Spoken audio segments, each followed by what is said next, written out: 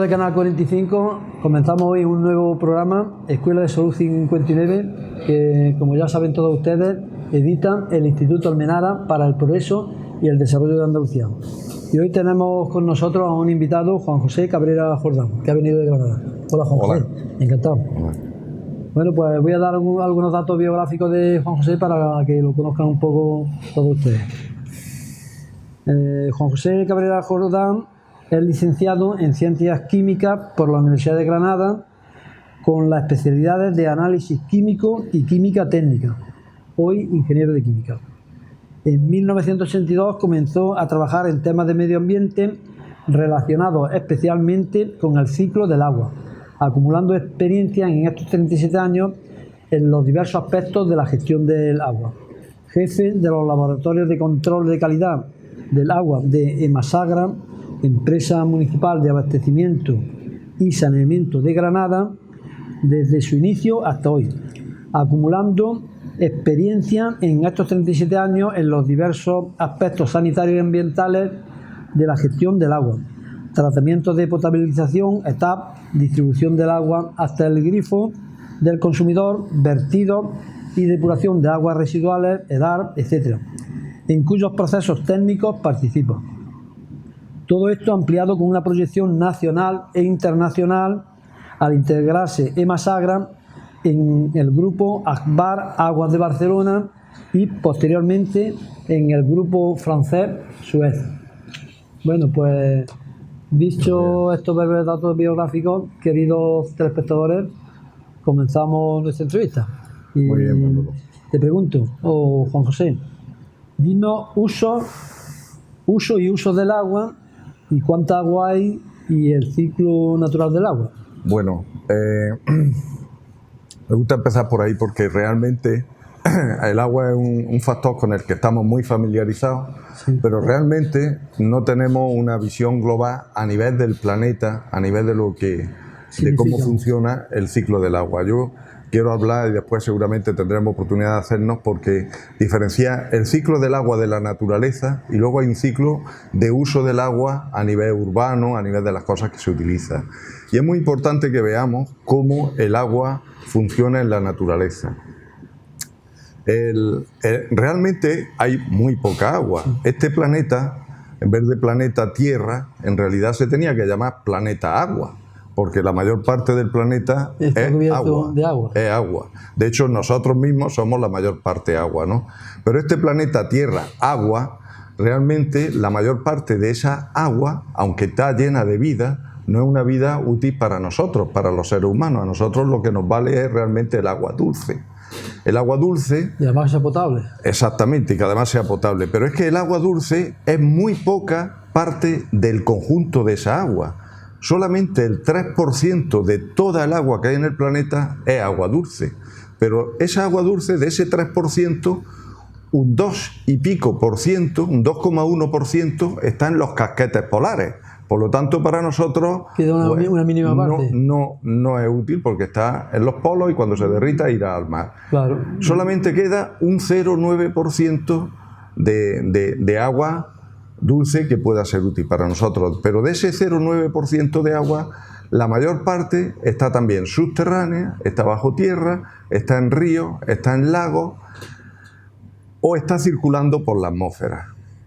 De forma que solamente un 0,1% de toda el agua del planeta se puede considerar agua dulce útil para la vida de los seres humanos tal como nosotros la entendemos y nuestro ecosistema donde nosotros nos movemos. Una insignificancia. Es decir, que es una insignificancia con toda el agua que existe. Entonces, ¿por qué quiero resaltar ese aspecto? Porque aunque muchas veces veamos mucha agua, realmente esa mucha agua útil para nosotros es muy poca de la que hay y tenemos que cuidarla. Y además la población que está aumentando también. Exactamente. Que demanda más recursos. Exactamente. Entonces, por ejemplo, el sol, un dato curioso, cada día el ciclo del agua lo mueve la energía solar. El sol es el que mueve la naturaleza. Sí. Cada día el sol evapora 1 billón con B de toneladas de agua, sí, que van a la atmósfera. Van a la atmósfera, la lluvia, esa lluvia alimenta los ríos, alimenta los acuíferos, alimenta todo, nosotros en medio la vamos a utilizar y va dando la vuelta, va girando. El Sol mueve la rueda del ciclo del agua en la naturaleza, pero es un ciclo del agua que luego además no está repartido.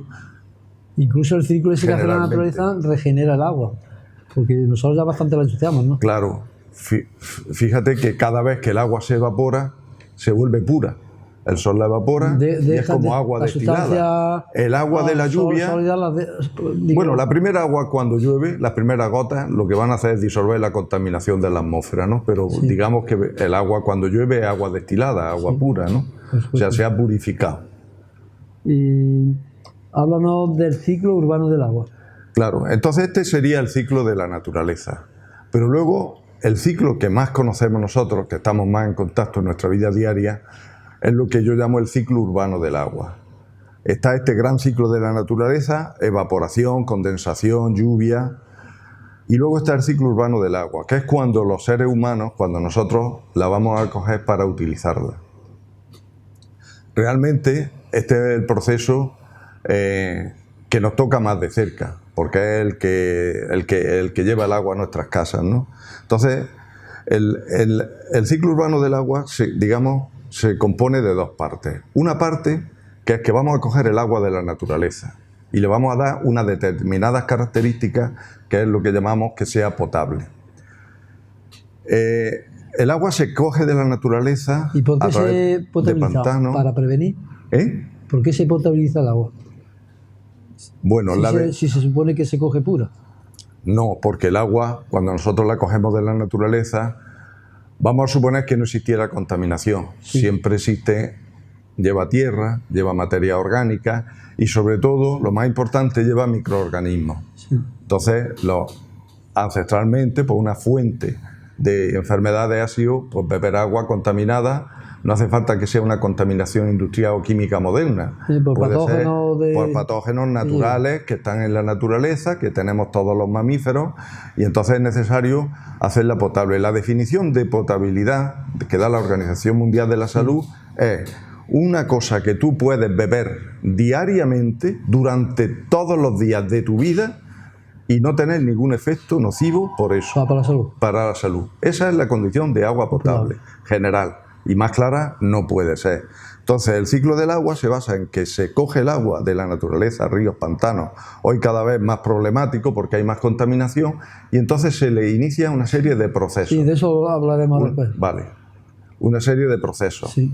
Esa agua llega a nuestros hogares, a nuestro domicilio, a nuestra empresa, a nuestra fábrica, digamos en la primera parte de ese ciclo. Ahí la usamos y la contaminamos. Con nuestro uso doméstico, y entonces empieza una segunda parte. El agua desaparece de nuestras casas, lo mismo que ha llegado, y empieza la segunda parte del ciclo. La hemos cogido de la naturaleza, la tenemos que devolver a la naturaleza, y entonces ahí en medio, tanto cuando la hemos cogido y llega a nuestra casa, como cuando sale de nuestra casa y tiene que volver a la naturaleza, en medio tiene que haber unos procesos. El primero, para hacerla potable en nuestro grifo, y el segundo, para devolverla a la naturaleza en unas condiciones similares a los que la hemos cogido al principio.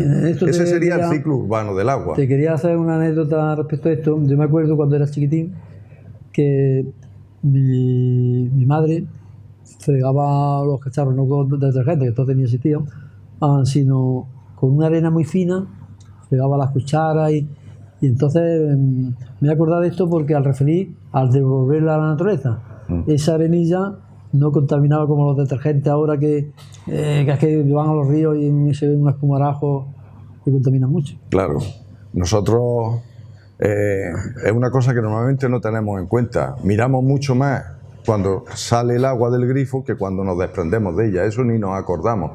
Lo damos por supuesto. Luego hay peces en los ríos que se mueren si el agua está contaminada. Exactamente, serían los vertidos. Pero lo que quiero decir es que en el ciclo que hay una serie de procesos, de filtraciones, de tratamientos químicos, de cosas para dejar la potabilidad.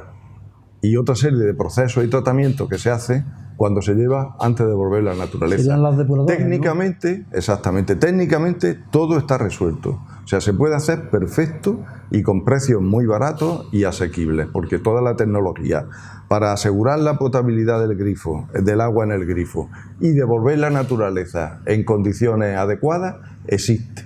Solamente es cuestión de que socialmente implementarlo. Y de hecho se hace, en muchos sitios se hace. También, en muchos sitios también se devuelve sucia al río, porque o no funcionan bien las depuradoras, como se ha dado en la zona de Jaén, donde, por ejemplo, en la zona de los Villares había momentos en que la depuradora no ha funcionado, o porque, por ejemplo, te pongo un ejemplo, la vega del río Jaén-Guadalbullón, que tiene casi 30 kilómetros, pues desde la época de la dictadura se han hecho una urbanización salvaje en zona agrícola donde se vierte al río, y entonces pues se sigue contaminando. Claro, es mucho, pero eso es porque no se controla adecuadamente eso, porque existe tecnología para que eso no se produzca. Primero tiene que haber siempre un alcantarillado a ambas márgenes del río que fuera una depuradora, ¿verdad? Claro, tiene que haber una planificación del territorio, tiene que haber una infraestructura, tiene que haber unas inversiones. Es decir, problemas técnicos realmente están solucionados. Estamos hablando de una cosa que existe la tecnología para hacerse y que en todos los sitios... Voluntad política, ¿no? Voluntad política, como he dicho, planificación, inversiones adecuadas, porque el tema del recurso agua es un tema cuya gestión ha estado... está bien organizada porque las confederaciones hidrográficas a nivel grande lo controlan y lo regulan bien. Pero luego cuando bajamos a otros niveles, muchas veces, pues la administración local pues se ve un poco sobrepasada por la gestión de este recurso, porque es un recurso que hay que gestionarlo conjuntamente de una forma natural. No tiene que ver con fronteras administrativas de municipios. Claro. Y esos tipos de límites en la gestión de este recurso no es buena, muchas veces es contradictoria. Entonces eso hace que por querer autogestionar pequeñas cosas no se gestionen bien. Entonces hay que organizar el territorio de forma natural, con la comarca natural, claro, con la cuenca natural, de principio a fin, ¿no? Y ver todo el conjunto. Y ver todo el conjunto. Y es una pena porque existen las tecnologías, existen los medios, existen los conocimientos para que el hombre o nosotros podamos utilizar correctamente el agua, darle el uso adecuado, sin mayor menoscabo de la naturaleza. Por supuesto. Y hablan ahora, Juan José, de los acuíferos, acequias y regadíos, porque en este tema de los acuíferos, pues concretamente en la provincia de Jaén, debido a que ya llevamos casi 40 años de envenenar el olivar con productos fitosanitarios, pues esto está calando a los acuíferos y prácticamente tienen que estar con muchas porciones de este veneno que se echa al olivar. El recurso agua, aunque existen unas captaciones superficiales, cada vez estamos recurriendo más a los acuíferos. Los acuíferos tienen una ventaja, y es que están ahí cuando no hay aguas superficiales, pero luego tienen otro problema. Es que el agua suele salir limpia, en principio no necesita grandes tratamientos como cuando captamos las aguas superficiales, pero que si se contaminan tienen una renovación muy lenta. Entonces la contaminación de un acuífero puede hacerlo inútil durante generaciones enteras, ¿no? Claro. Y entonces eso está llegando a pasar. Porque está por un lado el agotamiento físico de la cantidad de agua y por otro lado estropearse porque se contamine, porque el acuífero se alimenta de la superficie y todo lo que hay en la superficie va a bajar al acuífero. Si echas veneno en la superficie, poco a poco va bajando. Entonces, en concreto, yo sé que aquí en Jaén especialmente, pero es generalizado en todos los sitios, hay un indicador que se utiliza para ver la contaminación de un acuífero, que son los nitratos. Los nitratos proceden básicamente del abonado. Entonces, muchas veces, para medir la contaminación, no se analizan montones de sustancias raras, sino algunas sustancias indicadoras. Por ejemplo, los nitratos son un indicador de contaminación antrópica, es decir, que el hombre lo ha ejecutado, ¿no? Sí. Entonces, si han llegado los nitratos es porque pueden haber llegado también otras sustancias. Los nitratos es más fácil de analizar que, por ejemplo, el glifosato y otra serie de cosas, porque es un análisis químico muy rápido. Sí, sí. Entonces, si ha llegado una cosa, puede haber otra. llegado el glifosato también. Y casi todos los acuíferos están altamente contaminados hasta el punto de no hacerlos aptos para el uso de agua potable por nitratos. Implícitamente puede haber otros tipos de contaminantes también que hayan llegado Sin embargo, o si esto, digamos, se sabe a nivel oficial, ¿por qué no se ponen los medios para que se tienda a un olivar ecológico y no se sigan envenenando los acuíferos con tanto glifosato? Bueno, que como tú sabes, está prohibido en Estados Unidos y se está permitiendo que se eche todavía aquí. Sí, la verdad es que es un tema conocido, es un tema estudiado. Yo creo, yo sé fehacientemente que la administración y todos los técnicos conocen ese problema, pero eso es un tema ya cultural, un tema de que se han introducido unos modos operatorios, unos hábitos, ¿no? Unos hábitos, por ejemplo, en este caso en la agricultura, pues que están repercutiendo sobre los acuíferos claramente.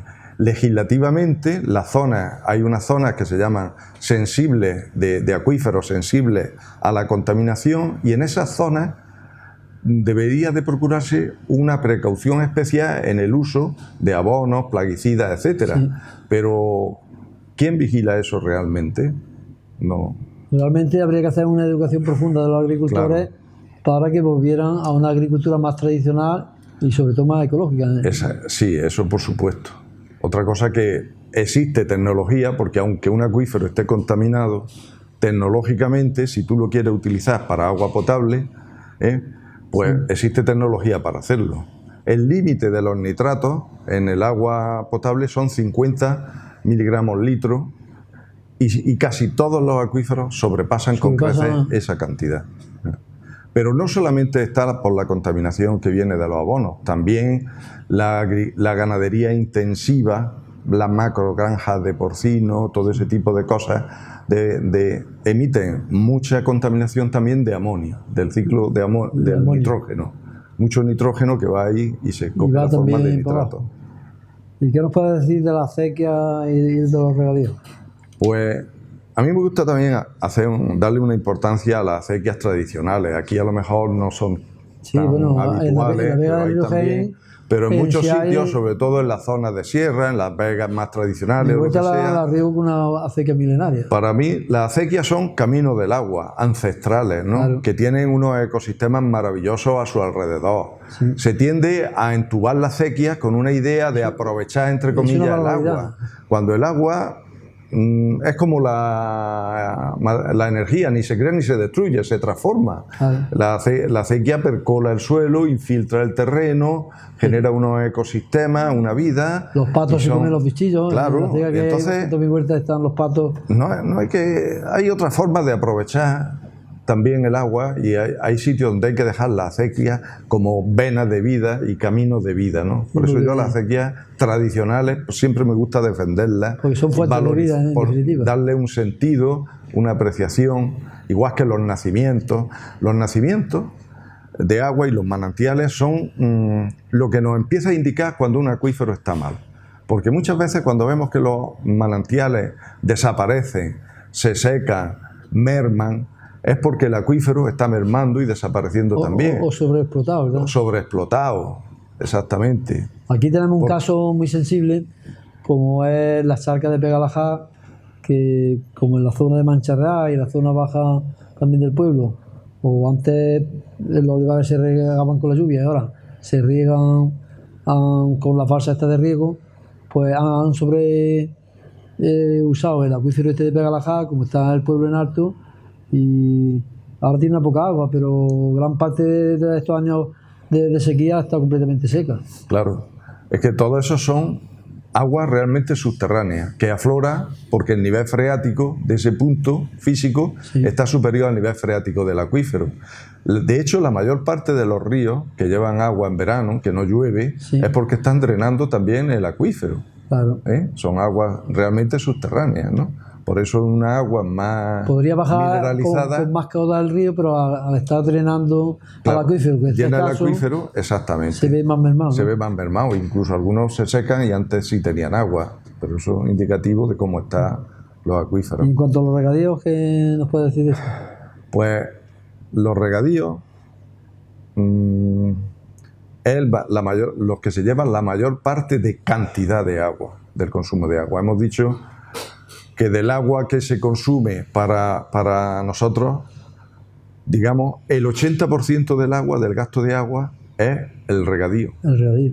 En la agua urbana de ciudades solamente se gasta un 10% del agua. O sea, donde menos se consume. Donde menos se usa. Y otro 10% se usa en industria y cosas así. Y el 80% se va al regadío. El regadío es lo que más agua del medio ambiente consume con diferencia, más que las ciudades, con mucha diferencia, ¿no? Entonces, pues claro, aquí ¿qué ha pasado también en Andalucía? Pues muchas zonas que eran de secano también se han puesto en regadío y están tirando del recurso agua continuamente. Luego hay zonas, digamos, más sensibles que otras para la utilización del agua, ¿no? Pues como puede ser Doñana o puede ser determinados sitios donde en ciertos momentos puede llegar a superar el máximo de uso de agua que pueda haber. Hay que racionalizar, hay que ajustar y decir qué tenemos y qué podemos hacer con lo que tenemos. No intentar sacar de donde no hay.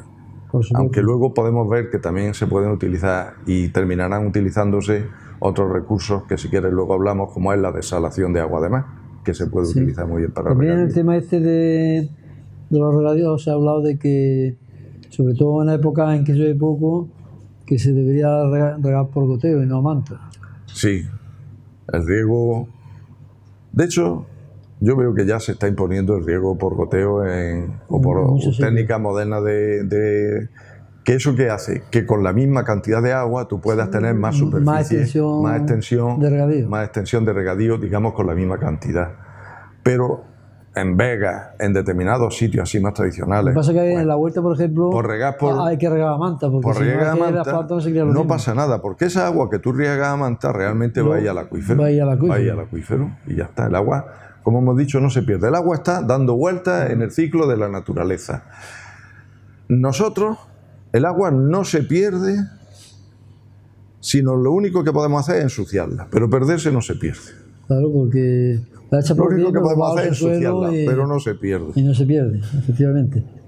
Y bueno, otra pregunta que te hago. ¿Es segura, Juan José, el agua del grifo, el privilegio de tener un grifo? Pues el agua... Un privilegio porque fíjate en zonas de África cómo están los pobreticos. Pues... Hombre, yo en eso que has dicho del privilegio, me acordaré siempre de una cosa. Un hermano mío allí en Almería, yo soy originario de allí, sí. Tenía unos saharauis que los trajo de los campamentos de Tindú. Yo y mi mujer también traemos unos niños saharauis. Ahora no, ahora recientemente no. Yo te hablo que fue hace como unos 10 o 12 años o así. Sí. Todos los veranos teníamos allí el saharaui, sí, que venían de allí de Tindú. Sí.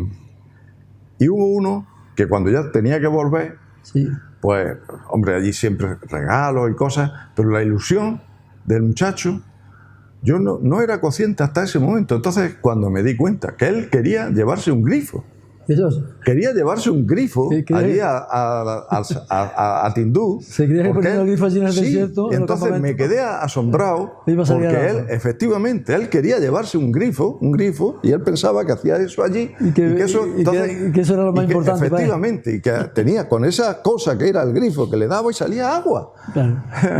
Y él, cuando yo vi que el niño se quería llevar el grifo, me di cuenta de lo privilegiados que somos aquí. Yo he visitado los campamentos de Tindú y realmente me tiene que afeitar con un vaso de agua, porque claro, es que es un desastre. Y yo también, y peleándome con los zorros allí con una garrafa de agua, allí en el desierto. Claro. Pero eso es allí. Y ahí me di cuenta, digo, no sabemos lo privilegiados que somos, pero muchas veces nosotros cuando salimos, no hace falta irse al Sáhara, te vas a otros países, también he estado en muchos sitios de Sudamérica, de Asia, etcétera, donde a lo mejor el agua del grifo la puedes tú utilizar para usos higiénicos, pero no para beber. Porque todo no... Entonces, el tener como tenemos aquí, no solo en España, yo diría en toda Europa, porque la legislación del agua es europea y el control se hace muy exhaustivamente, el tener un agua potable, como hemos dicho antes, que podemos beber con plena garantía toda la vida, sin ningún menoscabo para la salud, eso es un privilegio, que no sabemos lo que tenemos. Además, eso deben de saberlo todas las personas, porque antes sí lo teníamos eso interiorizado, que bebo agua del grifo y estoy bebiendo agua buena. Pero hoy en día la gente se cree que si no bebe agua del grifo, que si bebe agua del grifo va a beber un agua que es mucho peor que la embotellada, por ejemplo. No. Que de eso hablaremos también luego. No. No hay ningún alimento, vamos a llamar agua del grifo, vamos a llamar agua como si fuera un alimento. Sí. Te aseguro que no hay ningún alimento que tenga el control que tiene el agua potable. En el supermercado no vas a encontrar en ninguna estantería ningún alimento, ninguna botella, no solo de agua, de ningún producto que tenga los controles sanitarios que tiene el agua potable. Se le analiza unos 150 parámetros, exhaustivamente de todo tipo, de una forma continua. Tú piensas una cosa, nosotros... ¿Cronológica a través del tiempo? Continuamente. No, continuamente. Cuando el agua, estos parámetros se analizan, el agua se coge de la naturaleza. Antes de cogerla y de meterla en el sistema de abastecimiento, ya se está analizando, para ver lo que tiene y los tratamientos específicos que tienes que ponerle. Por ejemplo, si tiene nitratos, si tiene materia orgánica, si tiene turbidez. Entonces se le van aplicando una serie de tratamientos y se deja perfecta. En cada uno de esos pasos se van haciendo análisis diariamente y continuamente. Sí. Cuando digamos acabado ya esos tratamientos, el último del cual es la desinfección con cloro, cuando el agua ya no tiene ninguna partícula mineral, no tiene ninguna partícula sólida, sí, minerales disueltos. Ya todo lo que hay está disuelto, calcio, magnesio, cloruro, sulfato, todo disuelto, no tiene nada. Lo único que se asegura de que tampoco tenga bacterias patógenas y entonces se le da al consumidor. En ese momento se hacen controles exhaustivos permanentemente. Eso a través de un sistema de depósito, un sistema... Puede beber con tranquilidad agua del grifo. Puede beber con tranquilidad. Luego pasa a un sistema de depósito. De ahí directamente no va a los grifos. Porque el consumo es muy irregular. Por de día se consume más, de noche menos. Entonces tiene que ir a unos depósitos. En los depósitos lo único que hace es regular el consumo. Que hay más consumo, baja el depósito. Que por la noche menos consumo, pues sube el depósito. Los depósitos realmente regulan el consumo, ¿no? Porque el consumo es discontinuo, pero allí tú almacenas y con el depósito regulas. En esos sitios estratégicos, después de salir el agua limpia y controlada, en el depósito se vuelve a controlar otra vez. Y luego pasa a una red de distribución. En la red de distribución hay puntos de control donde también se vuelve a repetir las mismas analíticas del principio. Se van repitiendo todo el camino hasta que llega al grifo del consumidor. No hay nada más seguro que eso. Y está en movimiento continuo, ¿no? Entonces hay una garantía absoluta. En Europa, yo creo, no solo en España. Quizá la población, de esto que estaba diciendo Juan José, no es muy consciente. Y yo creo que se debería publicitar más a estos grandes controles que se hace para la calidad del agua, ¿no? Curiosamente, la población desconoce eso. Yo cuando lo he llevado allí en mis laboratorios, en los laboratorios que tenemos, en los sistemas de producción, y hacen visitas que le enseñamos todos estos procesos y todas las cosas, la gente se queda sorprendida. Y sin embargo, una cosa que está ahí y que se realiza todos los días, y además esto es un sistema que funciona igual que los hospitales, mañana, tarde, noche, sábado, domingo. Este sistema no se interrumpe nunca, es permanente, es continuo. No hay sábado, domingo, ni festivo, ni nada, está súper especializado y súper controlado.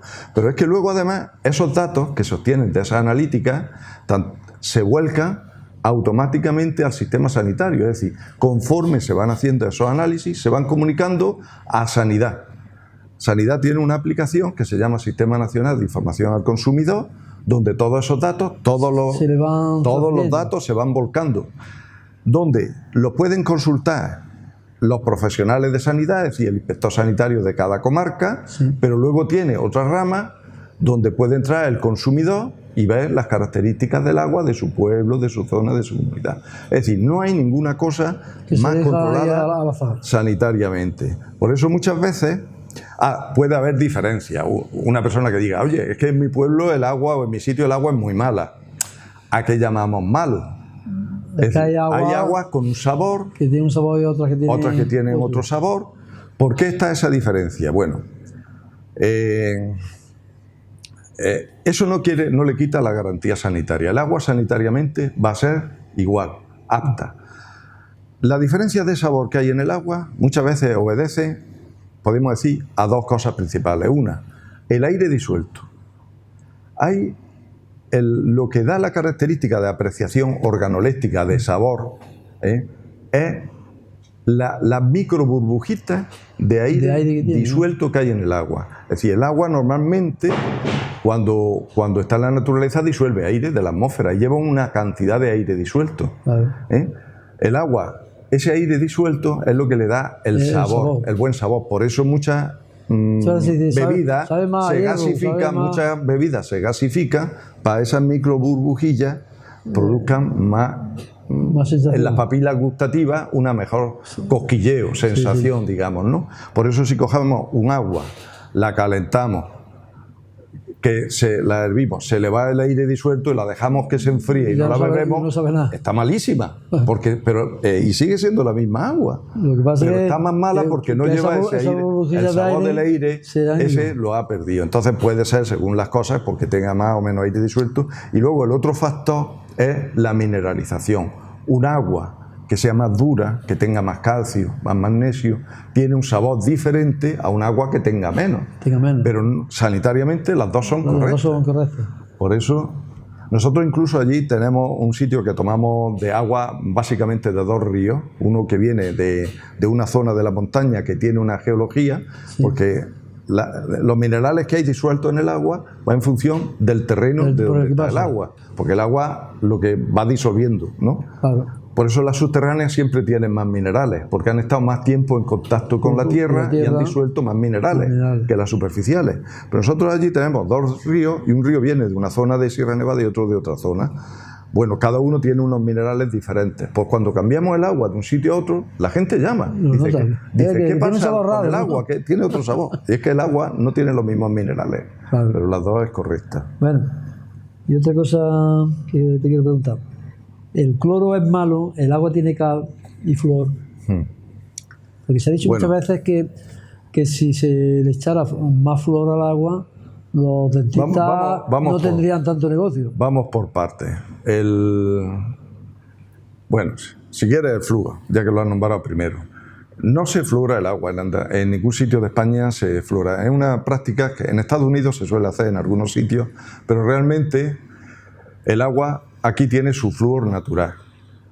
Algunos sitios empezaron a fluorar el agua, pero la fluoración del agua es un proceso no es tan simple de hacer y nosotros tomamos hoy en día suficiente flúor por otros mecanismos, ¿no? En los alimentos, en montones de cosas. Entonces habría que hacer un balance de ingesta de flúor contando también con los alimentos, no solo el agua. Es cierto que el flúor influye en el esmalte dental, es decir, si tú tomas un agua fluorada, especialmente cuando se están formando los dientes, realmente en una época temprana toman calcio, ¿no? En vez de la calcipatita que se forma, que es lo que nos da el esmalte, se formaría fluoropatita, que es más resistente al ácido de las bacterias de la boca. Y entonces no produciría caries, ¿no? Sí. Pero normalmente el agua de forma natural, ahí se considera que el agua debería tener alrededor de 1 miligramo de flúor por litro, ¿no? Las aguas naturales tienen ciertas cantidades, normalmente unas llegan a eso, otras no llegan, pero no es una cosa tan importante y que no se pueda suplir con otros medios, como un suplemento, cuando tú tomas, los dentistas le recomiendan a los niños o lo que sea, que no suministrar a lo mejor una medicina general para toda la población, porque luego puede tener en edades tardías alguna contraindicación. Por ejemplo, justo al final en una persona de mayor, estos procesos de intercambio de calcio con flúor en los huesos pues puede producir afectar. un efecto de mayor fracturación ósea en una persona mayor. Entonces es mejor aplicar un tratamiento más localizado a los niños. Que no general. Exactamente, que uno general. No es así lo mismo que lo del cloro. ¿Y qué pasa con la cal? Porque, por ejemplo, aquí en la provincia de Jaén, que muchos acuíferos están, como por ejemplo la Sierra de la Pantera, tienen mucha cal. ¿En qué puede afectar la cal? Bueno, Yo creo que el cuerpo se defiende bien de la cal, porque si no, yo tendría un pelín así de gordo en el riñón. Un pie en el riñón. Yo también tuve uno. No, que no he tenido ninguno, a pesar de vivir en una zona que tiene mucha cal, el agua. Sí, yo vivía de pequeño en un pueblo con agua también muy mineralizada, con mucha cal y por ejemplo, yo tuve un cólico nefrítico con una piedra de riñón y ninguno de mis hermanos lo ha tenido, y éramos 5, ¿no? O sea, es cierto, la cal, que llama la gente, realmente es calcio y magnesio. Sí. Y los dos elementos, calcio más magnesio, son necesarios tomarlos para el cuerpo. Y además son, especialmente el magnesio, una cosa que se elimina muy rápido del organismo y conviene tomarlo. También lo tomamos a través de otros alimentos, no solo a través del agua, pero el agua debe de tener minerales, porque una de las cosas fundamentales que nos quita la sed y nos sirve el agua es que lleve minerales. Sí, por eso tú has visto los alpinistas o cuando tú te vas a la alta montaña, para beber agua derriten la nieve, pero la nieve es agua destilada, agua pura.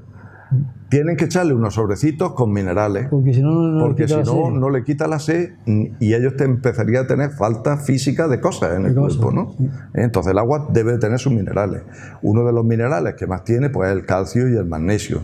Si tiene mucho es cuando decimos que es dura. Es dura. Pero la cara del cuerpo tiene recursos para eliminarla, ¿no? Claro. Si ya es muy dura y tenemos mucho tiempo bebiendo esa agua dura, porque tú bebas un agua muy dura, muy mineralizada de calcio y magnesio y te bebas una semana, 2 semanas, no te va a pasar nada. Pues ahora, si estás toda la vida bebiendo esa agua, a lo mejor puede ser. ¿Por qué? Porque deja incrustaciones. Eso lo vemos en que va incrustando. Lo mismo que incrusta las tuberías, pues puede incrustar nuestros riñones. El organismo tiene métodos para eliminar eso y no debería ser ningún problema. A mí me llama la atención aquí de que hay mucha obsesión con el tema ese de la dureza del agua, que no es un problema sanitario, de hecho no tiene valor superior, límite superior sanitario, porque tú puedes tomar todo el que quieras, el calcio que quieras, luego te quitan, estás muy preocupado por el agua, que si tiene mucho calcio, y luego va al supermercado y compra no sé qué cosa enriquecida en calcio. Partida de calcio. Y contra, pues... Bueno, tomará la agua. ¿No? Ahora esto que está enriquecido en calcio, no sé qué enriquecido. Bueno, y te vas tan contento, entonces te estás cuidando mucho en el agua. Para estas personas que tienen osteoporosis, sobre todo, que se da con más frecuencia en las mujeres, el consumo de agua que tenga calcio les viene bien, ¿no? Claro, el calcio siempre viene bien.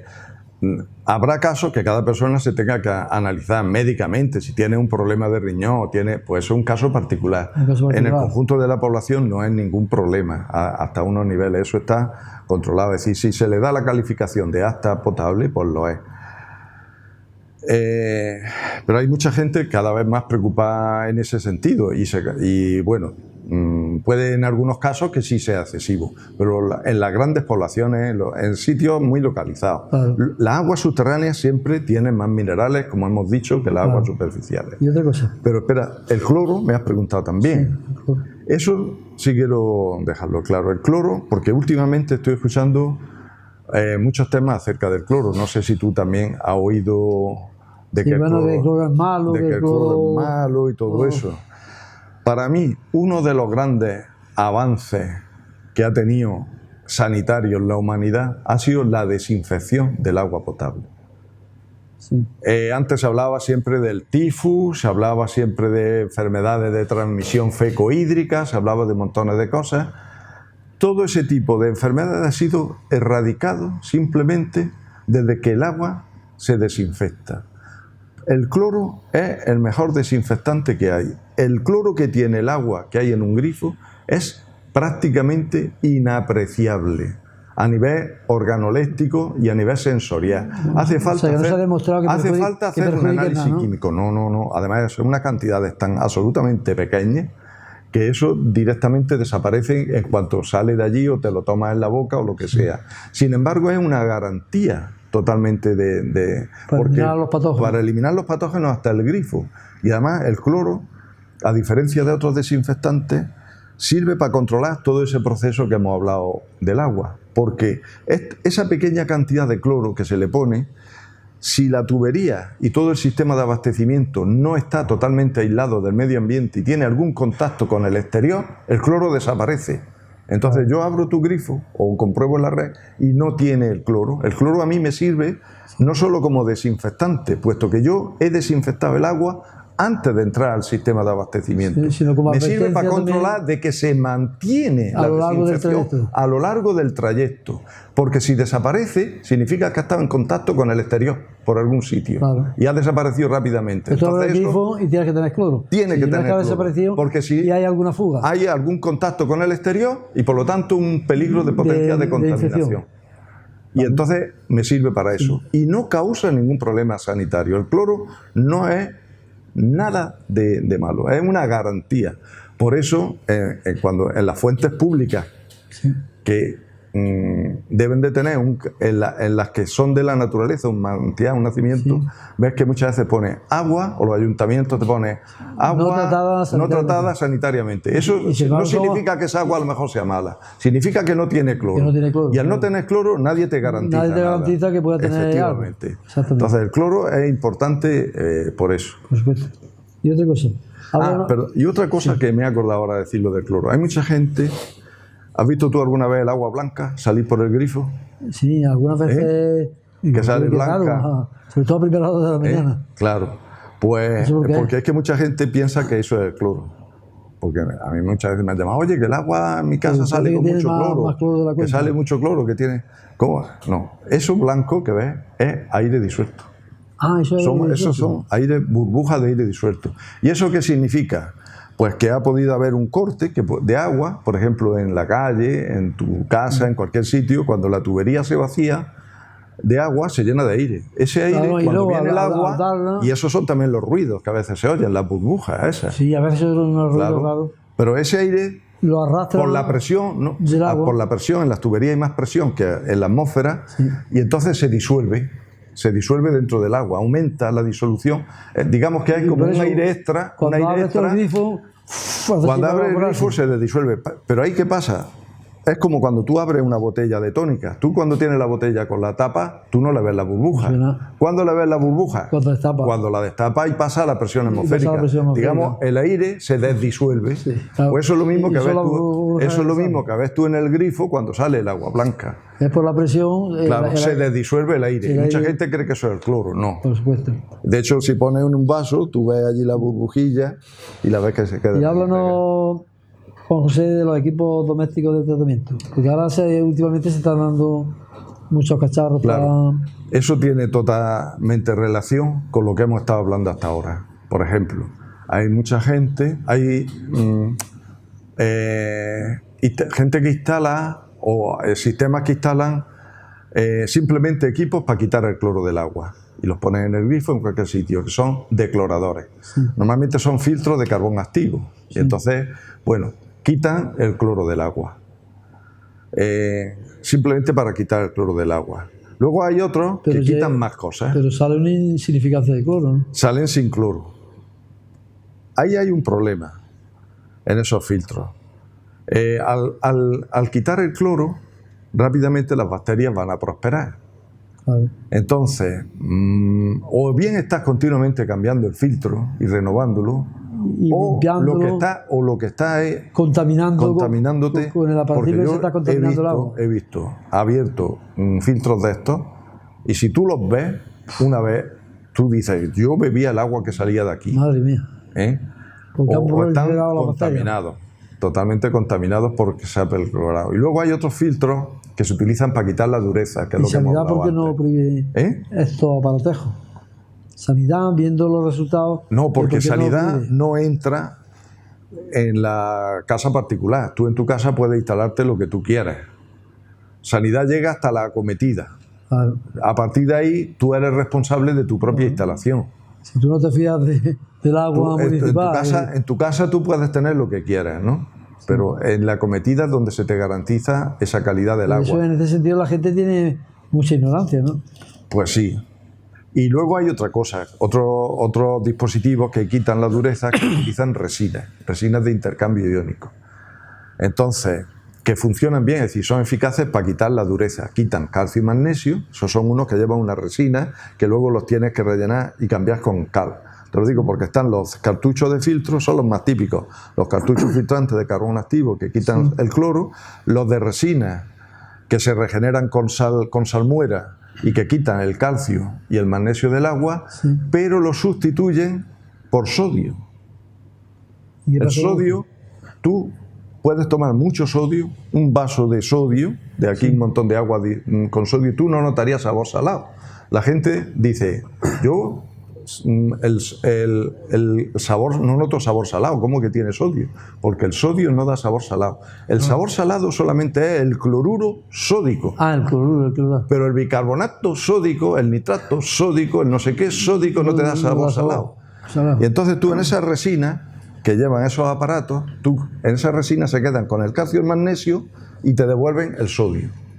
Cambian calcio y magnesio por sodio. El sodio sale por el grifo y tú te bebes sodio. Nada más. Tú no notas nada. Simplemente no tiene calcio y magnesio. ¿Qué agua más fina, más buena? Estoy bebiendo sodio. Y cuando tienes más la tensión o tienes algún problema de circulatorio, ¿qué es lo primero que te quita el médico? La sal. La sal. Pero la sal por el sodio. Claro, pero no se está dando cuenta. Pero tú no te estás dando cuenta. Y estás dejando de tomar calcio y magnesio y estás tomando sodio. Claro. Y luego hay un tercer sistema que son los mejores, que son los de ósmosis. Los de ósmosis te quitan los minerales, digamos, te pueden dejar el agua hasta destilada, si tú quieres. Sí. Eso el agua que sale de ahí realmente no tendría ningún problema, que son los que funcionan por ósmosis inversa o nanofiltración. Sí. Pero entonces esos tienen una entrada de agua y luego tiene una salida de agua que tú te vas a beber y otra salida de agua con la fracción de rechazo de los minerales que ha quitado, que la lleva al desagüe. Pero los minerales son buenos para la salud, ¿no? Claro. Pero alguien piensa que puede tener muchos minerales su agua, pues puede utilizar, yo le recomiendo que utilice los mecanismos de ósmosis, mejor. Bueno, y otra cosa que te pregunto, ¿agua del grifo o envasada? ¿Y el agua embotellada es un agua viva o puede ser un agua biológicamente muerta? Bueno, yo particularmente pienso, lógicamente, y aquí hay también un tema cultural que se nos ha impuesto mucho, que curiosamente en otros países no lo ves tanto. Nadie tomaba agua de esta embotellada. Tú ves las mesas de los ministros con su agua mineral, las mesas de todo el mundo con su agua mineral, y te vas, por ejemplo, a Francia o te vas en otras partes, incluso yo lo he visto en California, en otros sitios, y allí todo el mundo está con su jarra de agua, dando testimonio del servidor público de que se fía del agua pública. Exactamente. ¿Sabes? Porque los servidores públicos debían de dar ejemplo de la gestión pública. Efectivamente. Y entonces, ¿qué hace un servidor público bebiendo agua embotellada? Como diciendo el agua del grifo está mala. Claro. No, debía de dar. ¿Qué mayor? Empieza por ahí. Un ejemplo tan básico y tan mínimo de confianza en tu propio sistema. Claro. Pero además hay quien dice que realmente el agua embotellada, porque, por ejemplo, la que se suministra con el grifo, pues hay que prepararla sanitariamente para prevenir enfermedades, pero el agua embotellada es que prácticamente tiene un tratamiento excesivo, ¿no? No, el agua embotellada no se le puede poner ningún aditamento químico para digamos, mantener una esterilidad o mantener una conversación. No puede llevar conservantes. Mira, te pongo este ejemplo. Yo cojo una botella de agua del grifo, por ejemplo, y la pongo en una zona al sol y una embotellada, y la embotellada tarda más en deteriorarse. ¿Por qué? ¿Cómo que tarda más? Claro, hay muchas veces que en los supermercados te tienen la botella al sol de agua mineral, de esta que venden embotellada, y no se deterioran tan rápidamente como otra agua que no está embotellada. Hombre, si tú coges una botella de agua del grifo, la cierras, la tapas y la dejas, pues te dura, ¿no? Te dura, claro. Igual.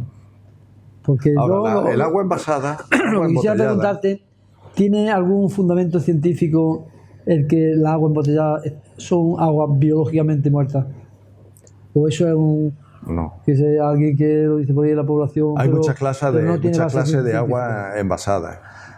Ahí se empezó con las aguas mineromedicinales, que eso es otro mundo, Sí. y luego ya realmente las aguas envasadas que bebemos realmente son aguas de consumo, vulgar y corriente, no son aguas medicinales ni nada de eso, esas siguen siendo especiales.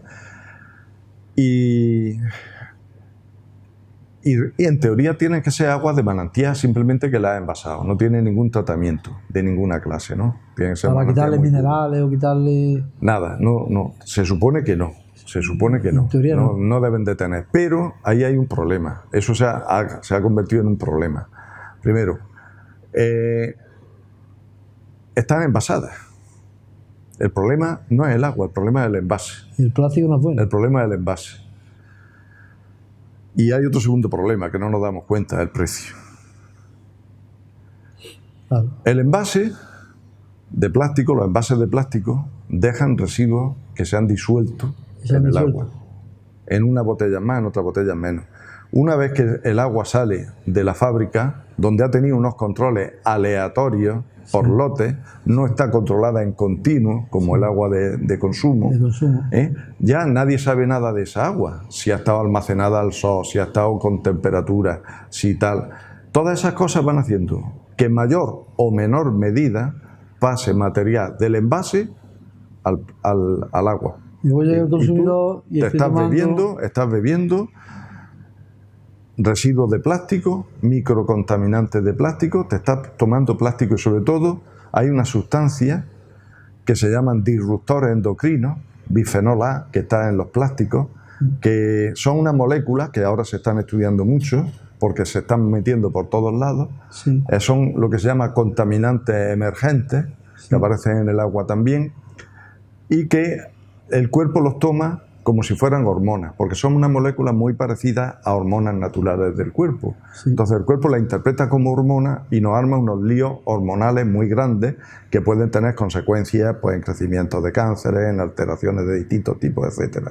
Entonces, tomar agua envasada en plástico siempre tiene este riesgo en comparación.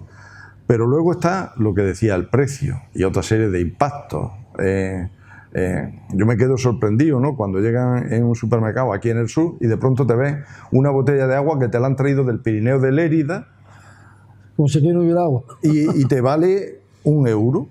Digo, pero vamos a ver, si la gasolina, además que de traerla allí, ya vale más. Ya vale más. Ahí hay unas cosas raras. Pero luego, aparte de eso, el agua del grifo realmente es barata. Más o menos el precio que tiene está saliendo como a 0,2 euros metro cúbico. Eso quiere decir 0,002 euros litro. Claro. ¿Cuánto vale 1 litro envasado? No, 500 veces más. Una barbaridad. 500 veces más. Porque se ha convertido en un negocio. 500 veces más. O sea, no hay ningún producto en el mercado donde haya una, digamos, diferencia tan grande entre el mismo producto envasado o servido con todas las garantías en el grifo del consumidor. Yo me alegraba una diferencia de 500 veces en precio no existe ningún producto en el planeta. Yo me alegra mucho esa disposición que sacaron hace poco de que los establecimientos públicos, los bares, restaurantes, tengan a disposición agua del grifo para las personas. Se está imponiendo ya un poco, se está vendiendo esa costumbre. Porque bueno, ahí está el negocio, porque ellos te cobran, es como un negocio, ¿no? Pero hay sitios donde cuando tú te sientas ya directamente te ponen en tu jarra de grifo, ¿no? Claro, por supuesto. Y luego si tú quieres, pues pides agua y no hay ningún problema. Por supuesto. Pero... Y otra cosa, ante la futura escasez que se prevé de agua, ¿la desalación es una solución, Juan José? Pues yo creo que sí.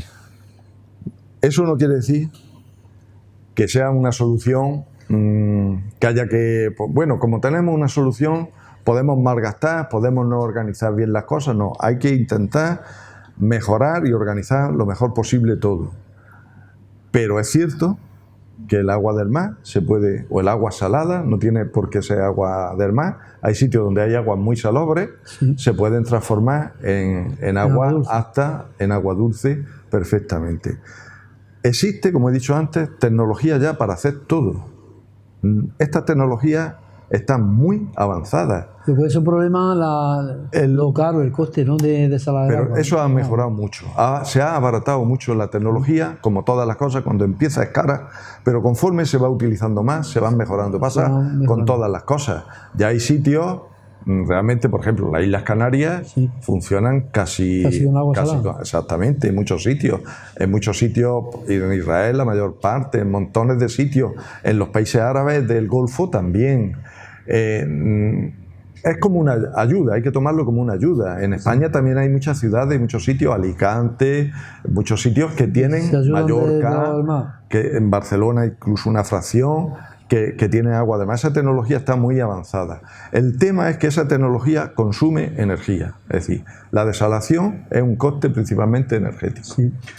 Pero hoy hay sistemas ya, que eso, por ejemplo, en esta isla Canaria, me parece que en Lanzarote, se autogenera la energía con energía eólica, solar, producen, ¿no? Y eólica y solar, desalan su propia agua. Sí, que la energía que necesitan al final, coge los recursos propios de la naturaleza. Porque la desalación se basa en unas membranas especiales que funcionan con unas diferencias de presiones enormes. Entonces, para dar esas diferencias de presión hace falta la energía. Sí. Entonces, con energía se puede desalar perfectamente el agua. Además, teniendo la energía eólica y la del sol a mano. Tú puedes hacer una planta desaladora con energía eólica allí si no quieres consumir y ya se quedaría totalmente sin coste energético de combustible fósil, digamos, ¿no? Por supuesto. Y además... Entonces, en el futuro se tendrá que ir a utilizar, porque no hay otra. Porque tenemos el agua, la cantidad menos que tenemos y además es limitada. Por más vueltas que le demos, por más que la arreglemos, es limitada. Y la población cada vez consume más agua. Exactamente. Por supuesto. Entonces el futuro pasa por desalación. Desalar el agua. Y otro tema, el precio del agua. ¿Se debe hacer una gestión política privada o mixta del agua? Bueno, ese es otro tema que lo mismo que hablábamos antes del agua embotellada, del agua del grifo, del cloro, del otro tema polémico es la gestión del agua. Tema polémico porque sale de vez en cuando.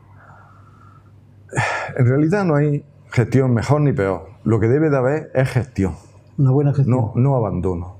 Hay mucha gente que piensa que el agua... aquí hablamos de gestión pública o privada y piensan que la pública es que es gratis o que el agua tiene que ser gratis y relacionan la gestión con una determinada gestión pública con no pagar. Sí. Yo creo que el agua, como cualquier cosa, cualquier producto que tiene un servicio, hay que pagarlo para poder darle un valor y poder apreciar. ¿Qué tienes que pagar? Lo que cuesta que te lo lleven a tu casa. Tú imagínate que tú tuvieras que ir a que tú no quieres pagar, pues bueno, te coges un cántaro, te vas a la fuente, a 3 kilómetros, claro, y te vas llenando y te lo tienes, pero es que luego, espérate, que viene la otra parte del ciclo que hemos dicho. Tú, si quieres, te la guardas en un cardero, lo que tú hagas allí en tu casa, y luego te vas por ahí y lo echas. Porque no tiene un servicio que te la traen y se la llevan. Claro, exactamente. Que son las dos partes, que ver las dos partes. Sí, la traída y la evacuación. Exactamente. Eso cuesta un dinero. Entonces, claro, eso cuesta un dinero. Ahora, hay gente que piensa que eso es gratis porque a lo mejor no lo pagaba. No, gratis no es. La diferencia está en que esté metido en los presupuestos generales, por ejemplo, de tu administración local o de tu ayuntamiento, sí, o tú lo pagues, no esté en los presupuestos de tu ayuntamiento, es decir, de tus impuestos no se pague eso, sino que cada persona se pague su parte con una tasa o con un recibo. Esa tasa, ese efectivo, esa gestión la puede realizar el ayuntamiento, pero no con funcionarios, sino haciendo una gestión pública como si fuera una empresa. Sí, sí. Hay empresas, mi empresa empezó siendo una empresa 100% pública y ya no lo es, ¿no? Pero la forma de gestión ha sido la misma. Ha sido la misma. O sea, es la misma. Entonces, ¿qué pasa? Que tú en una empresa controlas los costes, controlas todos los gastos, no están mezcladas unos trabajos municipales con otros y luego al final aquí se paga todo en un mocho. No. Eso lleva a una corresponsabilización, a unos costes muy claros, a un saber exactamente el precio que tú estás pagando, a qué obedece, etcétera, porque en el recibo del agua te viene desglosado. Incluso si tú has comprado a la Confederación el canon que tú has comprado, los costes de potabilización, los costes de saneamiento, que es retirarlo, y los costes de depuración, que es depurarla antes de devolver. Sí, viene de todo desglosado. Exactamente, todo eso debe de venir desglosado. Pero si están todos esos costes, es porque había una empresa que lo ha hecho una gestión integral de todo eso. Y la tendencia del precio que va a subir el precio del agua en el futuro, a mantenerse o a bajar incluso. No, los precios yo creo que están muy estables. Si lo comparamos con otros servicios, por ejemplo, la electricidad, digamos que eso ya, si comparas cualquier cosa con la electricidad, con la cosa energética, apaga y vámonos, porque es que eso, lo que además pasa en este país, no tiene parangón en toda Europa. Se ha disparado. Es una cosa, una anomalía tremenda. En el país del sol y pagamos una barbaridad. O el teléfono, que es menos, pero también lo que sea. Y el agua es un gasto irrisorio, teniendo en cuenta de lo que hablamos. Es que tú imagínate la parte esencial, lo que es un producto, traerte un producto de calidad alimentaria a través de unos sistemas muy complejos por tubería a tu casa, a ese grifo que el saharaui se quería llevar, toda la cantidad que quiera. Luego además desaparece por un agujero negro y va, no se sabe dónde. Y también hay que tratarlo, también hay que arreglarlo. Eso no tiene precio. Entonces, realmente, y luego además tiene mucha infraestructura, porque conlleva muchas obras, esas tuberías, esas redes. Los ayuntamientos muchas veces aprovechan, mira, ¿por qué no cambian las tuberías y de paso arreglan la calle, no? Claro, porque cuando ya llevan muchos años hay que renovar los tubos. Sí, todas esas cosas. Entonces, eso lleva un tinglado impresionante de recursos y de gente trabajando ahí con muy buen hacer y tal. Entonces, el precio realmente yo diría que es el servicio más barato que existe. Y no lo valoramos precisamente a veces por eso. Claro, precisamente por lo barato que lo tenemos, que parece que eso no tiene importancia. Magia potagia, es que a veces la gente tiene que aflojar el bolsillo y pagar para darse cuenta de que cierta cosa tiene importancia. Y otro tema, vertido, el que contamina paga. Se procura. Puedo decir porque hay mucha gente por ahí contaminando que no paga, por ejemplo, los olivareros que echan glifosato y envenenan los acuíferos. El que no paga es la contaminación difusa. Esa, como tú dices, del glifosato, esa que está en el medio ambiente general, eso que es difuso, como es muy difícil de controlar, ahí eso no se paga. Y muchas veces es lo que tiene más impacto. Pero de todas formas, sí se vigila dentro del ciclo urbano, porque es que, claro, los olivares, esta plaguicida en el medio ambiente, sí, eso no está en el ciclo urbano del agua, eso está en el ciclo natural, está en el medio ambiente. Y debería de controlarse también. Claro. Y debería de controlarse. Porque va a la madre del agua. Lo que sí está controlado es lo que está dentro del ciclo urbano del agua. Pero hasta el punto de que mucha gente se sorprende, o cuando le llega el tema es cuando dice, me están vigilando.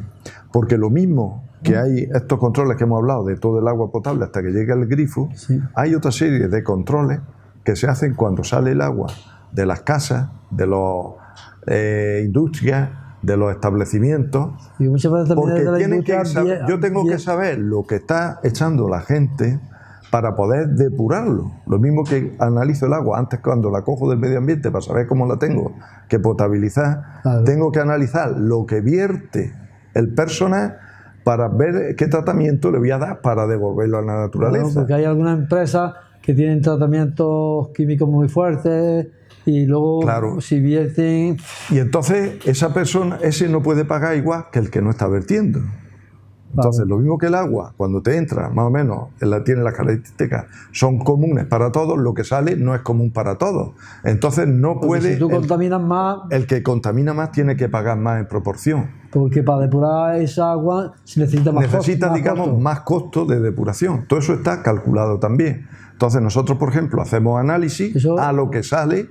Lo mismo que tenemos equipos para el agua potable, tenemos equipos inspectores que diariamente, esos residuos de la industria y de otros van mirando todo lo que suelta las personas, y tenemos unas tablas de cargas de contaminación, que eso ya se sabe y es conocido, y en proporción a lo que está contaminando se le aplica en la tarifa, se va multiplicando su tarifa, de forma que si él quiere reducir su tarifa, tiene dos soluciones: o contamina menos de forma directa, o, como es en el caso de grandes fábricas o industrias, que se montan su propio sistema de depuración antes de echárnosla a nosotros. Para no pagar más. Para no pagar más.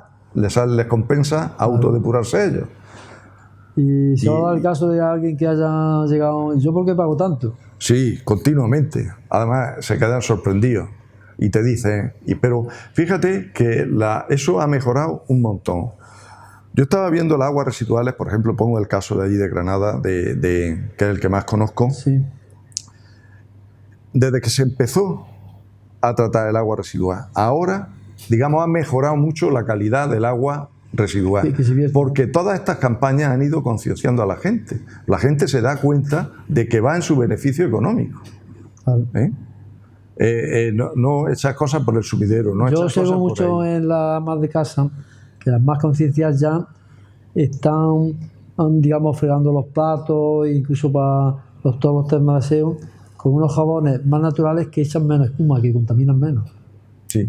Y Cada vez porque hay se han menos concienciado. productos que contaminan menos, que se lava mejor, que se utiliza todo a nivel doméstico, porque realmente tenemos que empezar por el hogar.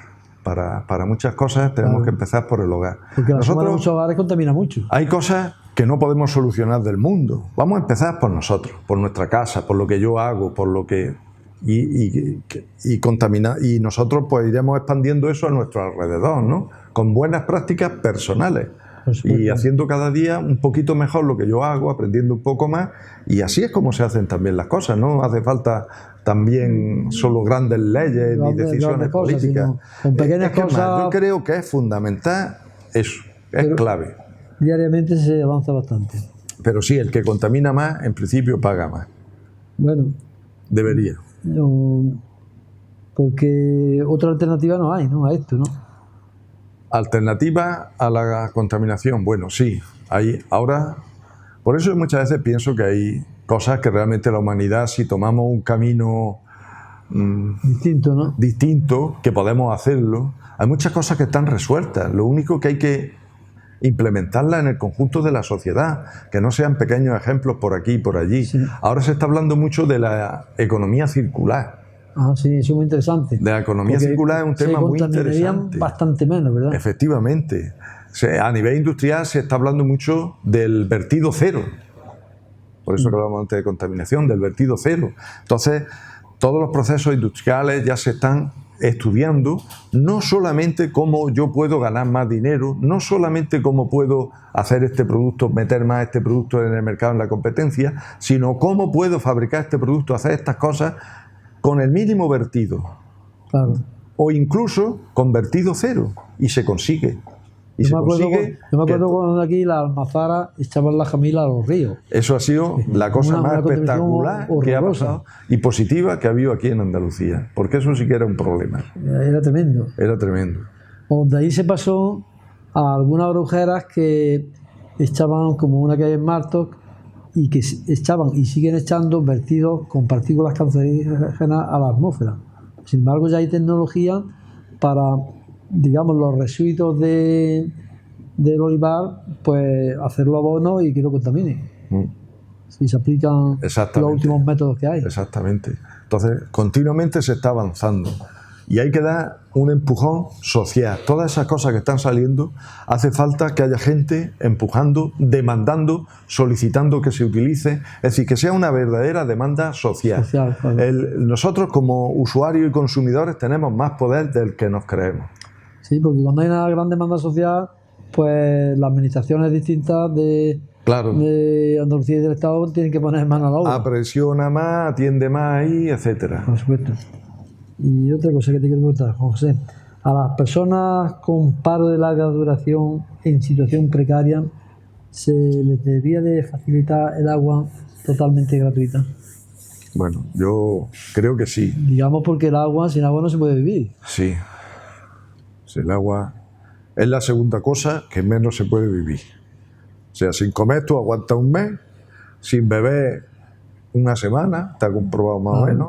Y si respiramos un poquillo, unos minutos. Si respiramos un poquillo, pero sin beber. No, el agua es necesaria, además es fundamental. Y para mantener una higiene, ya no es solamente por beber, hace falta tener unas condiciones higiénico-sanitarias en la casa. Se ha demostrado que la higiene personal ha alargado la vida de las personas. La higiene en conjunto de donde viva. Entonces, pues yo creo que también todas las empresas y los ayuntamientos tienen implementado algún tipo de mecanismo para en los hogares y en los sitios que ellos hayan puesto un baremo, como estimen, de nivel económico, algún tipo de mecanismo para que no paguen el agua. Yo creo que eso de alguna forma se hace. Y además se hace de una forma, yo creo, que no se paga y punto. No como otra rebaja que hay. Que te corta la luz. Como que te no corta la luz, te corta la luz. O que te quitan unos centimillos de la factura y ya está. En una factura muy grande, ¿no? Yo creo que sí, que esas cosas están implementadas y ya está. Y además, como hay mecanismos para no ver que eso sea un abuso de gente, pues no, sería como una cosa pequeña. Se podría hacer sin menoscabo de que ese coste se soporta en el conjunto, creo yo, sin mayor problema. No pasa tampoco nada. Sí.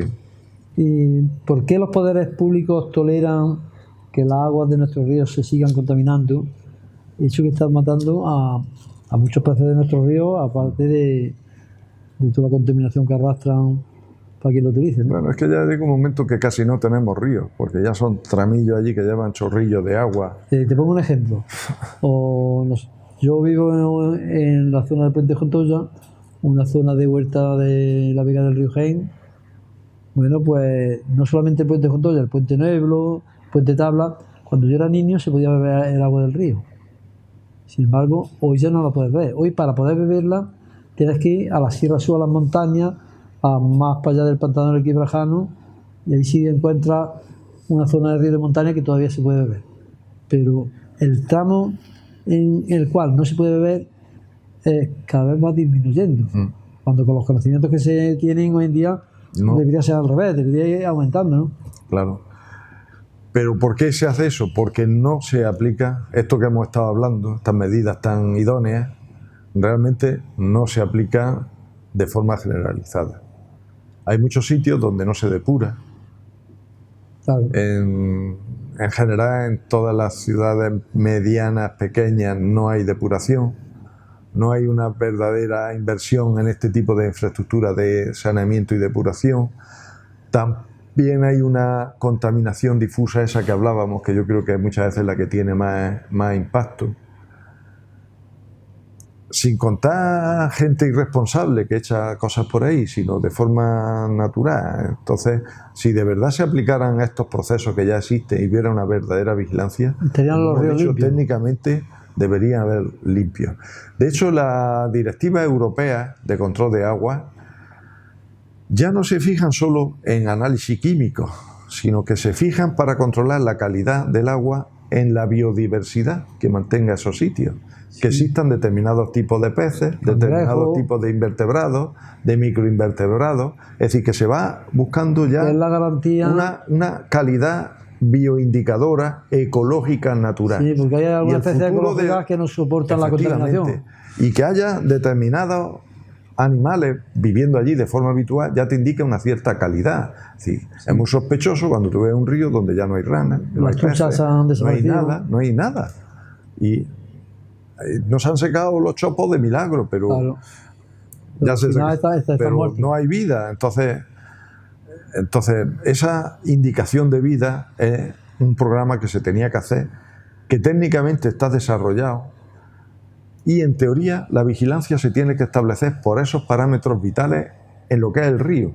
No ir analizando químicamente cada tramo, sino ir vigilando biológicamente la vida biológica que hay en esa agua. En esos tramos. Por supuesto.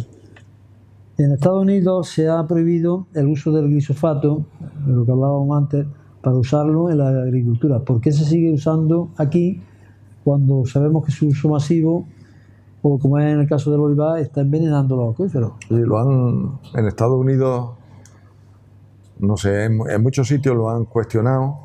Yo sé que aquí en Europa ha estado a punto en una votación que se hizo, creo que fue este año. De prohibirlo, ¿no?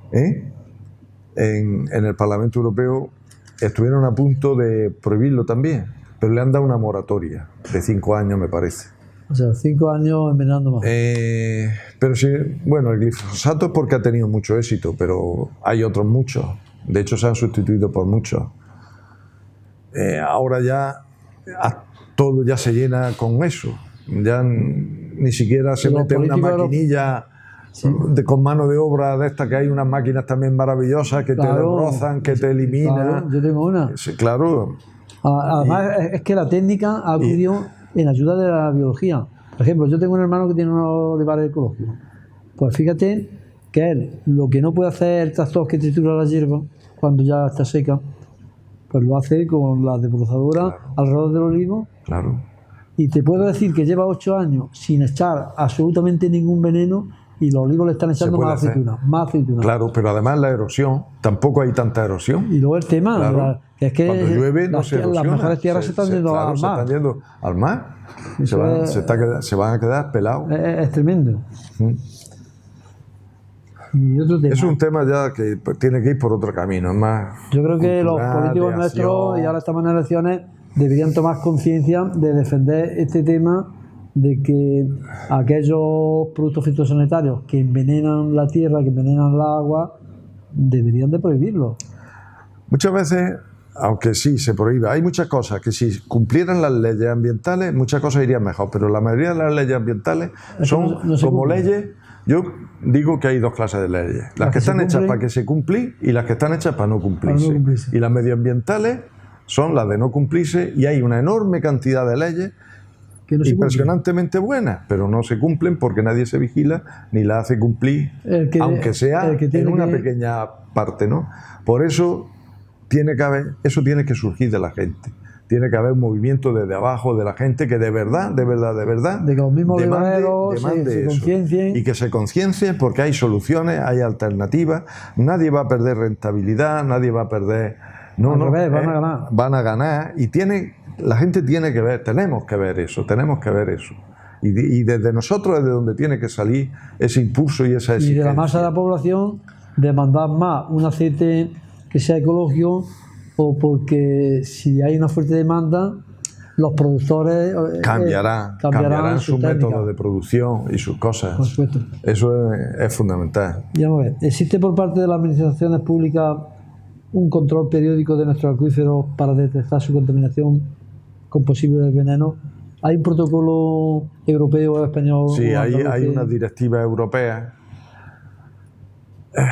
que en el 2015 caducaban y la han prorrogado hasta el 2027 porque no se han cumplido los objetivos a nivel europeo.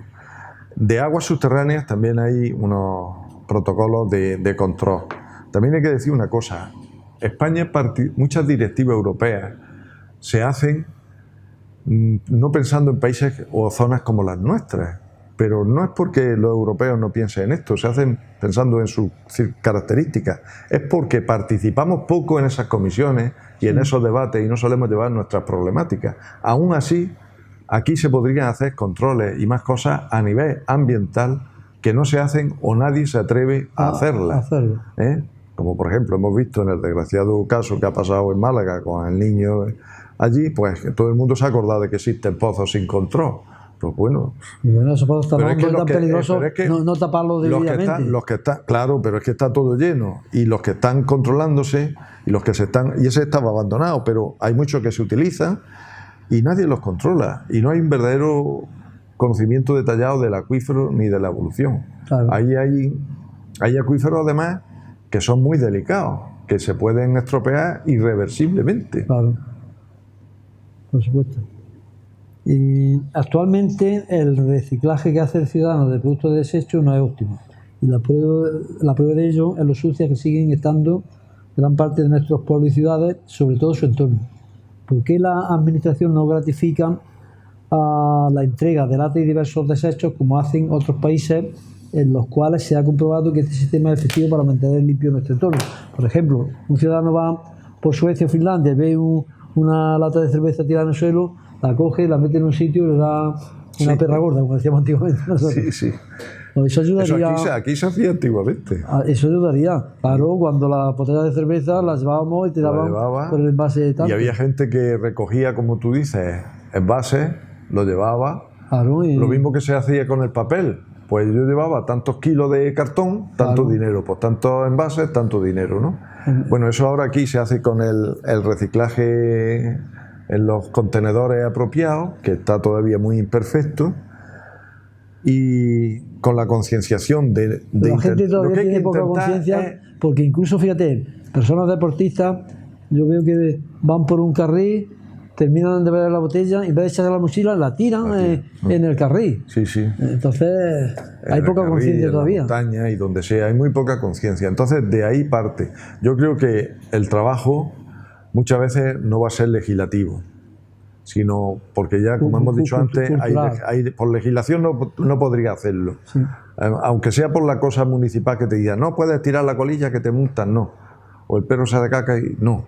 La legislación no. Tiene que ser ya porque nos tenemos que un movimiento cultural de cada uno de nosotros. Un movimiento cultural, eso es fundamental. Si no existe esa base personal del individuo, que tenemos que pensar que lo que hay alrededor nuestro, aunque no tengamos la escritura de propiedad, parece que solo nos interesa lo que está en nuestra escritura de propiedad, aunque de eso no tengamos la escritura de propiedad, es nuestra casa, claro. y es nuestro también, ¿no? Que no tenemos entonces un planeta.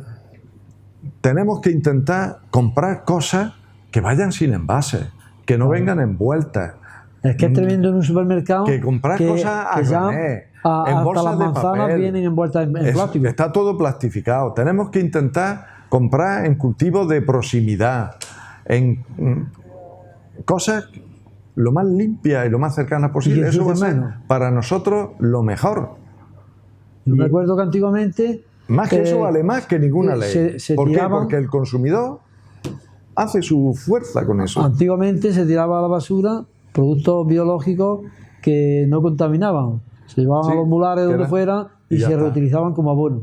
Pero hoy en día es que sale de los hogares más cantidad de plástico que de productos orgánicos. Es tremendo. Si pusiéramos en un montón lo que tiramos de ese tipo de cosas y lo otro, nos quedaríamos asombrados. Claro. Entonces tenemos que procurar, aparte de seguir leyes y todo eso, no sirven de nada si nosotros personalmente no actuamos. No actuamos.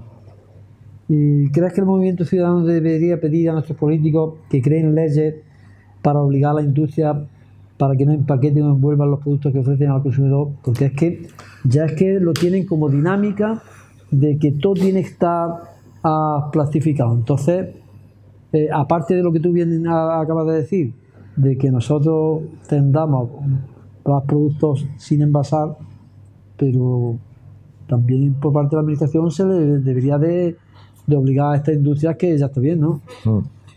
Hay cosas, un ejemplo, por ejemplo, que a mí me parece muy positivo, que ahí han tomado medidas, es lo que ha pasado este año. Se ha obligado a una serie de industrias a nivel europeo, y se va a obligar a todos, que son los envases de un solo uso de plástico. Claro, eso es que una barbaridad. Entonces eso era una barbaridad. Una reunión de amiguetes o de familia. Pues ¿cuánto plástico? Venga, claro. Un montón de plástico, de platos, vasos, cucharas, tenedores, a tirar. Ahí sí está bien que se actúe ya legalmente. ¿Por qué? Porque te van a quitar esa oferta del mercado. Y al no tener tú esa oferta del mercado te vas a tener que buscar la vida de otra forma. Claro. Pero esa otra forma existe, no te han dejado en un callejón sin salida. Claro. Se les va a buscar otras soluciones más acordes.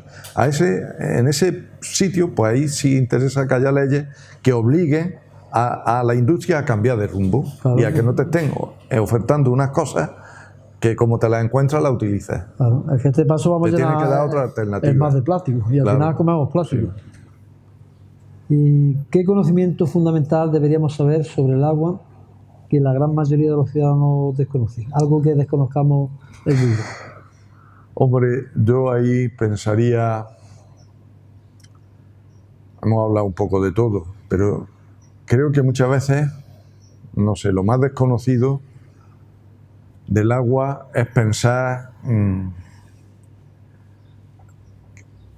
que nosotros tenemos el inodoro es como un agujero negro del espacio donde todo lo echamos, los detergentes, los aceites, no sé qué, y aquello desaparece Por arte de magia. Por arte de magia en una galaxia desconocida y no nos damos cuenta que nosotros pensamos siempre con el agua. Ay, mira, que me voy a cepillar los dientes pero cierro el grifo, pero luego no pienso en la otra parte del agua, ¿no?